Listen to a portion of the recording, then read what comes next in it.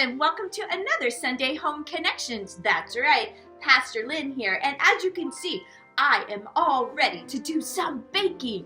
That's right, my friends, because we have been talking about friendship, and friendship is using our words and our actions to show others that we care. Well, speaking of showing others that we care, my friend's birthday is coming up, and so I have decided to bake her the yummiest cookies in the world. Now, I know you may be thinking, Pastor Lynn, are you a really good cook? Well, here's the thing. Because I want her to know how much I love her and how much I celebrate her, I've even been watching this world-renowned chef.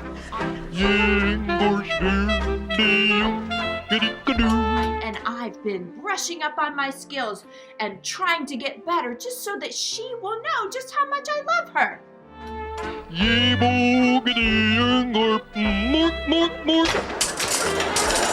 Why, I even came here to church, to bake the cookies like in a professional kitchen, thinking that might even help.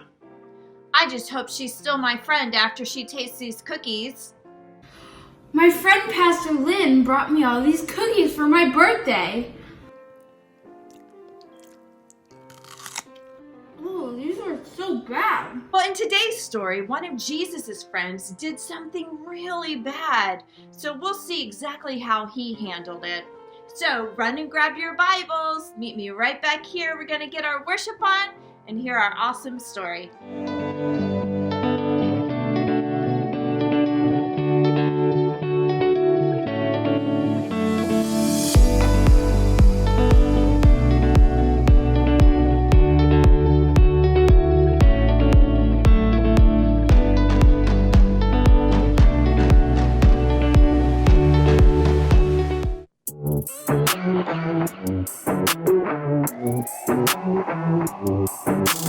Jesus, you have been so faithful.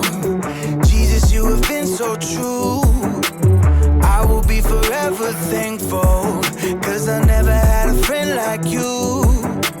Help me to be who you've been to me, to everyone I see. Let us love one another with a love like no other yet. That's the way you love us, God. Never turn away, you are with us every day, yeah. That's the way you love us, God. Your love has always been beginning to end. There's never been a better friend. So let us love one another with our love like no other, yeah. That's the way you love us, God.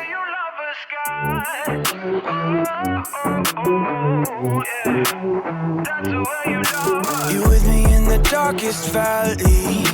You with me on the mountaintop.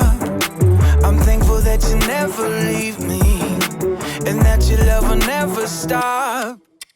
Help me to be who you've been to me, to everyone I see. Let us love one another with a love like no other yet. That's the way you love us, God. Never turn away, you are with us every day, yeah. That's the way you love us, God. Your love has always been beginning to end. There's never been a better friend. So let us love one another with our love like no other, yeah. That's the way you love us, God. I wanna thank you for being a friend who's always by my side. I wanna thank you for the way you love me all my life. I wanna thank you for being a friend who's always by my side.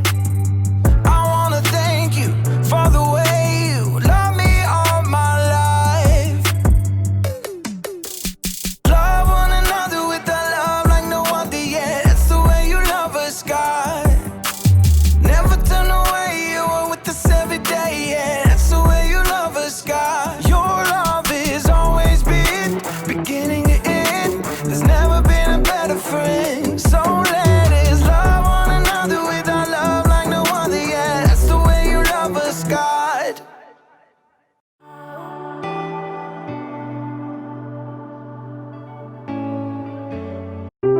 The Bible. It's 66 books of history, stories, letters, and poetry that fit together to form God's one big story. the epic adventure of how He created us and loves us so much that He made a way to rescue us. As we travel through the Bible, from Genesis to Revelation, we discover people who met God and found their lives changed forever. And now for an amazing story, inspired by the book of John, chapter 21, verses 1 through 19. Peter hauled in the knotted net yet again as the first light of dawn gleamed in the eastern sky. Empty. Not a single fish all night. Thomas shook his head. I doubt we'll catch a thing before it's time to take the boat in.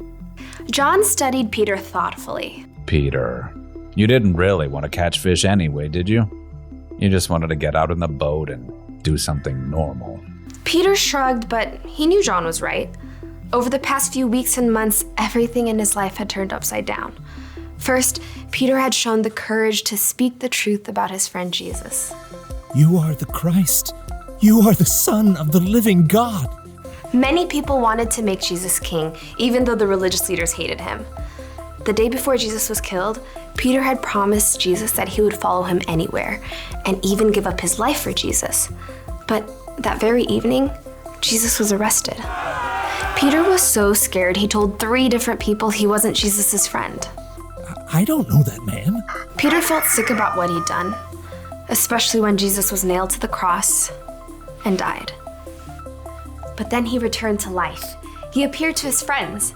It was amazing, incredible. Everyone was excited beyond belief. Except Peter must have wondered. Is Jesus mad at me? Am I still his friend? Does he still love me? Now Peter found himself in the boat, trying to figure it all out. His fingers tightened on the wet rope as he prepared to cast the net one more time. As he glanced over on the shoreline, he saw a figure standing there. Friends, don't you have any fish? Nope, not one. Throw your net on the right side of the boat. There you will find some fish. The 7 disciples in the boat exchanged glances as Thomas laughed. I seriously doubt it. You guys have anything better to do? Let's give it a try. Together, the men heaved the heavy wet net back into the sea on the other side. Hey, I think we've got something. Bring it on in. There's 1 fish. 2 fish, A red fish. a blue fish, and another one, and another 10. Whoa! Need some help here. The net was so full of fish, they couldn't haul it into the boat. They began towing it to shore. John gaped at the man still standing on the beach. It's the Lord. Excitement raced through Peter's veins. He was about to see Jesus again. But just as quickly, guilt gnawed at his stomach. Facing Jesus meant he had to face how he denied knowing Jesus. But it's Jesus. I've got to see him no matter what. Grabbing his coat, Peter jumped out of the boat and into the water. He half ran and half waded to the beach when he discovered that Jesus started a small bonfire. Fish and bread were already toasting over the flames. He's God's son and he's making breakfast for us. Jesus smiled at Peter. Bring some of the fish you have just caught. Yes, Lord. Peter ran back to the lapping water to help his friends haul their fish to shore. 153. You counted? Don't doubt it. Jesus gestured to the disciples to join him around the fire. Come and have breakfast. As the disciples gathered, Jesus offered them bread to eat. John whispered to Peter. This is what he did when we last ate together at the Passover meal. When breakfast finished, the disciples rose to take care of their fish. Peter found himself walking beside Jesus. There were so many things he wanted to say, but he couldn't find the words. Simon Peter, do you really love me more than these others do? Peter swallowed hard. Surely Jesus knew what he felt. Yes, Lord, you know that I love you. Feed my lambs. Peter remembered how Jesus would compare people to sheep in his stories. Peter, do you really love me? Lord, you know that I love you. Take care of my sheep. Sheep? People. Peter waited in his mind. Jesus must be telling Peter to take care of the people who had followed him. Peter, do you love me? Lord, you know all things. You know that I love you. Feed my sheep. Just as Peter denied knowing Jesus 3 times, he now confirmed 3 times that he loved Jesus. What's more, Jesus wanted Peter to go out and share that love with others. He's forgiven me, even after what I did. Peter, things are going to get even more difficult for you. you are going to be led places you do not want to go. Peter slowly nodded his head. He was willing to do anything Jesus asked of him. Follow me. Yes, Lord, I will. Because Jesus had forgiven him, Peter was now free to share the love of God with those around him, without carrying around a heavy load of guilt.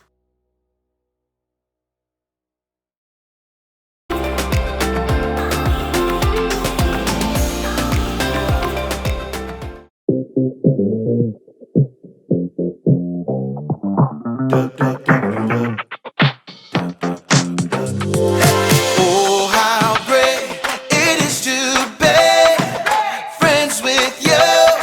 You're friends with me. Together we are better. It comes naturally when I'm friends with you and you're friends with me. Oh, babe. You and me are going places, 'cause you and me are friends, yeah.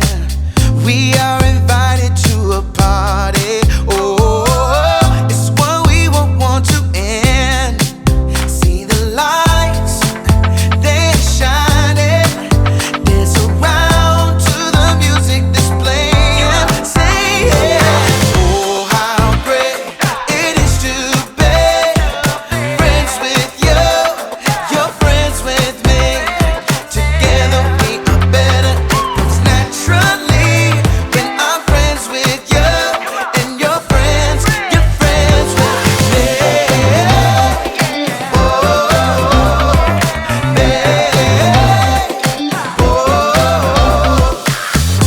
Welcome to a new adventure.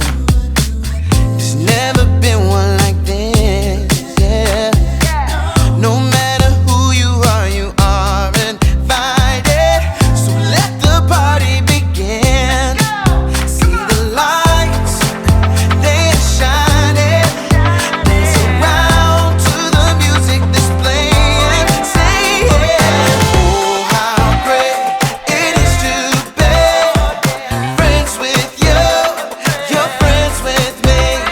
Together we are better. It comes naturally when I'm friends with you and you're friends with me.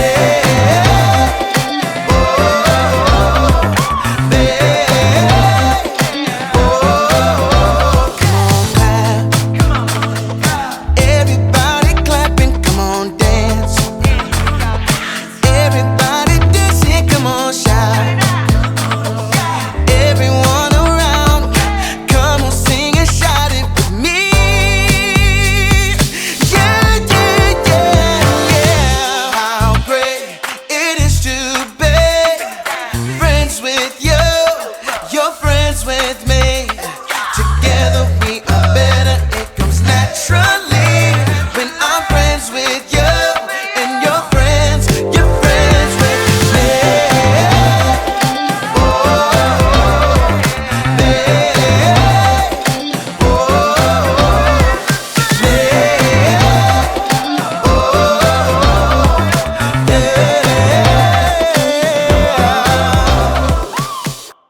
Well, you may have heard that my cookies didn't taste very good. She may not be a good cook, but at least she's my friend and showed up in my life and celebrates with me. I am so glad that we don't lose our friends over silly things like that. Or at least we shouldn't. I mean, who cares if I can cook, right? Or if there's other things that I can't do. What matters most is that I am there for my friends when time really gets hard. I mean, like in today's story, look how Jesus handled Peter's betrayal.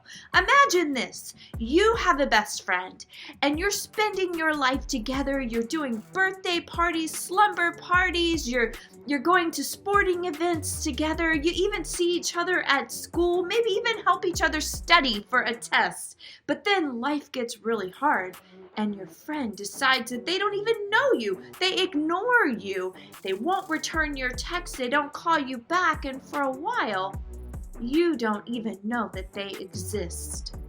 I don't know about you, but I would feel like I would just want to get rid of that friend. Bye-bye. No more, friend. Right? But that's not what Jesus did. Jesus forgave Peter. And do you know that their friendship went on to become even stronger? Really cool, huh? And here's another really cool thing. Jesus forgives us that way too, right? Because he's our ultimate friend. And when we make mistakes, he doesn't give up on us, and he doesn't definitely get rid of our friendship. He forgives us, he restores us, and then guess what? And then he tells us, let's keep going in our friendship. And that's what Jesus wants us to do. So our bottom line for today is to remember, friends, forgive one another. Well, that about wraps up another Sunday Home Connection. As always, I love you, I'm praying for you, and I'll see you next week. Bye, friends! Never turn away, you're with us every day, yeah. That's the way you love us, God. Your love has always been beginning to end. There's never been a better friend.